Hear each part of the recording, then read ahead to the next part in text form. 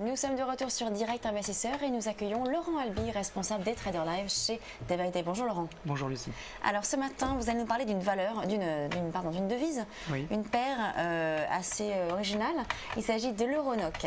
Oui, alors l'Euronoc, c'est l'euro contre la couronne norvégienne.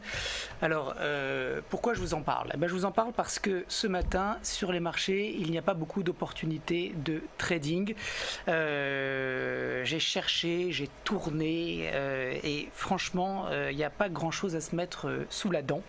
Alors, sur cette Euronoc, je n'ai pas une conviction très forte, mais on est quand même sur un marché qui est haussier et qui est en train de faire un petit pullback, vous le voyez, sur cette zone de résistance qui devient potentiellement support. On a une petite bougie en forme de marteau, même si il est mal placé. Enfin, vous l'avez compris, c'est une petite conviction, une petite position avec un retour possible sur 8,55. Vous voyez qu'on avait fait une temporisation dans la hausse avec ces 4 mèches qui avaient montré ce rejet du marché sur les 8,50.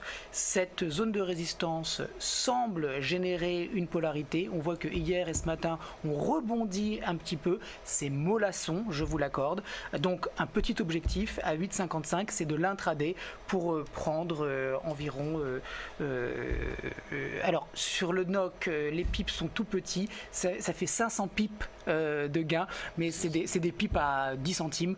Donc voilà, c'est vraiment des tout petits espaces de trading. Alors justement, ce qui est intéressant, c'est que la couronne norvégienne est très corrélée au pétrole, puisque la Norvège est le 3e exportateur de pétrole mondial. Et donc là, on voit très bien que ça a suivi finalement, l'évolution de l'Euronoc a suivi l'évolution inverse des cours du pétrole, avec une forte hausse du Brent. Tout à fait, c'est le pétrole de Brent. Et donc là, vous anticipez finalement donc un retour de la hausse de l'Euronoc. Ce qui veut dire, est-ce que vous anticipez, est-ce que vous faites de l'intermarket, vous anticipez aussi donc un retour de la baisse sur le pétrole? Alors, le trade que je propose ce matin, c'est de l'intraday. Donc ça n'a pas d'impact sur un renversement possible des cours du Brent.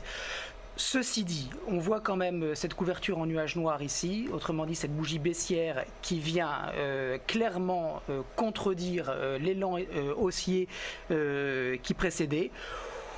On a par ailleurs, c'est vrai, un Brent qui commence à toucher des niveaux planchers. De là à affirmer qu'on va avoir un rebond sur le Brent, je ne le peux pas. Je n'ai pas les arguments techniques pour ça. Donc c'est plutôt... Quand on trade et que l'horizon de temps sur lequel on opère d'habitude ne fournit pas d'opportunité, ce qu'on fait, c'est qu'on rapetisse, on descend dans l'échelle de temps et on regarde s'il y a des nouveaux setups, des nouvelles configurations qui se présentent, des tendances qui n'existent pas en daily, qui peuvent apparaître en 15, 30 ou 60 minutes. Et c'est un petit peu ça ce que je vous propose ce matin. Donc, pas de conclusion ni sur l'Euronoc qui se renverserait ou pas, ni sur le Brent qui se renverserait ou pas, je ne sais pas. On a simplement une petite opportunité en intraday sur cette parité. D'accord, donc avec un objectif, vous avez dit donc, à rappeler l'objectif à 8,55 voilà, sur en cette intraday sur l'Euronoc. Exactement. Alors parler maintenant d'un autre actif, c'est le cuivre. Oui, alors le cuivre, lui... c'est une matière première qui est très corrélée à l'appétit pour le risque et qui est également corrélée d'une certaine manière aux attentes qu'ont les investisseurs sur la reprise économique ou pas, avec notamment un marché chinois qui est grand consommateur. Alors ce cuivre, il est intéressant parce que regardez, alors on a premièrement une zone de support extrêmement vague puisqu'elle part de 300 à 295, autrement dit de 3 $ à 2,95 $. C'est vrai que c'est très grand comme bande de support, mais on a eu avant-hier un marteau, autrement dit un rejet très net de cette zone de prix à 2,96. Hier, on a eu une petite stabilisation et aujourd'hui, il me semble que le cuivre reparte. Alors là aussi, c'est un trade je n'ai pas une très grosse conviction sur ce trade.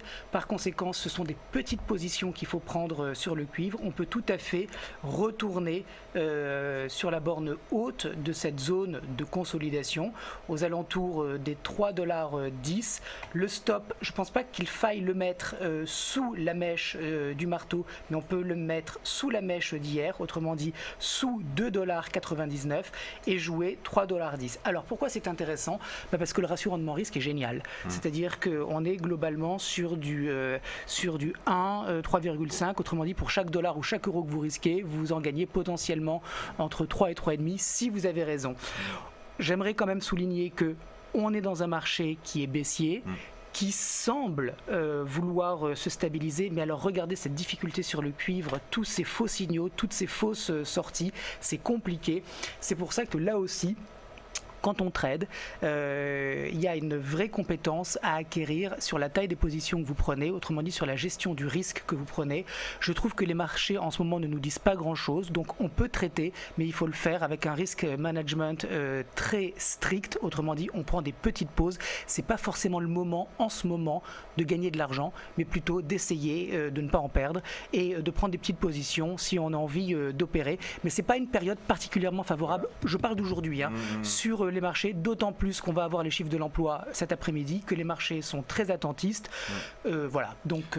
Oui, donc en fait, ce que vous voulez nous dire, c'est que finalement, quand on n'a pas vraiment de grandes convictions, on va miser puis finalement une petite partie de son capital avec... on va essayer de trouver des configurations graphiques qui ont un ratio rendement-risque intéressant, tout en misant une petite partie de son capital. Tout à fait. Alors quand on n'a pas de grandes convictions, on ne traite pas.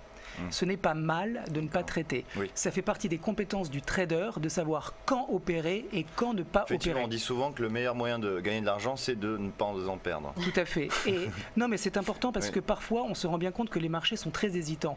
Et en tant que trader, on n'a pas intérêt à rentrer dans des environnements qui ne sont pas sûrs, parce que des marchés qui sont hésitants, ça veut dire que ce sont des marchés sans consensus. Des marchés sans consensus, ça veut dire des marchés où finalement, entre les acheteurs et les vendeurs, il n'y a pas vraiment de camp qui a pris la main. Et par conséquent, quand on est sur des marchés comme ça qui sont en équilibre instable, pourquoi traiter ? On a une chance sur deux de perdre de l'argent. Donc on peut quand même le faire si on a des ratios rendement-risque qui sont intéressants et si surtout on ne risque pas beaucoup de notre capital. Donc oui, pour le trading aujourd'hui, mais vraiment prudence et petite position. Prudence également sur le sucre ? Alors, s'il y en a un sur lequel j'ai peut-être une conviction un peu plus forte, c'est lui justement. Mais alors, je vais enlever... Donc là, on ne voit pas l'écran. Donc parlez-nous un petit peu du sucre. Oui, attendez. Il faut juste que je vous montre pourquoi je suis baissier sur le sucre. Donc vous êtes baissier sur le sucre. Voilà, je suis baissier sur le sucre. Ça se voit assez facilement à l'écran. Nous avons un actif qui fait l'objet de beaucoup de pressions vendeuses depuis plusieurs mois. Nous sommes sur une séquence directionnelle qui est baissière, autrement dit des plus hauts qui sont de plus en plus bas et des creux qui sont également descendants de plus en plus bas. On a fait une belle réaction de contre-tendance qui a mené les cours du sucre de 15,50 $ à 17 $, et puis on reprend le chemin de la tendance. On avait un petit support à 15,84 qui a été cassé. Sur Daytrader Live, j'ai conseillé de rentrer un ordre limite short, autrement dit, si on revenait tester par le bas ce support qui devient résistance, il me semble que nous avons une opportunité de rentrer short sur ce marché. C'est ce qui s'est passé il y a quelques minutes et par conséquent, je pense que le sucre n'a pas fini de donner tout son potentiel baissier et qu'on peut jouer donc la baisse sur le contrat échéance livraison mars 2015. Donc c'est-à-dire que vous avez quel objectif ?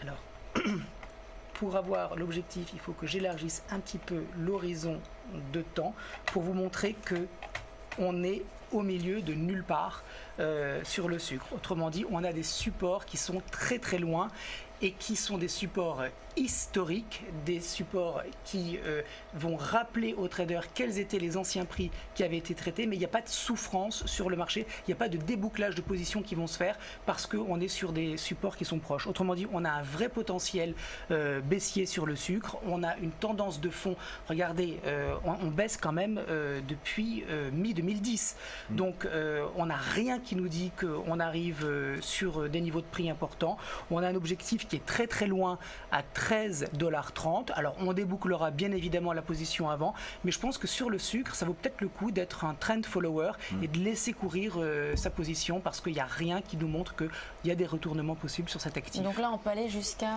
13,30 $. Si on peut nous remontrer l'écran, voilà.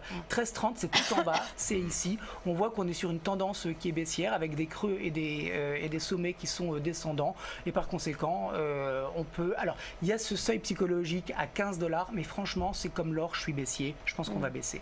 Merci Laurent Albi, responsable des Trader Live chez Day, pour cette recommandation à la prudence pour aujourd'hui en tout cas.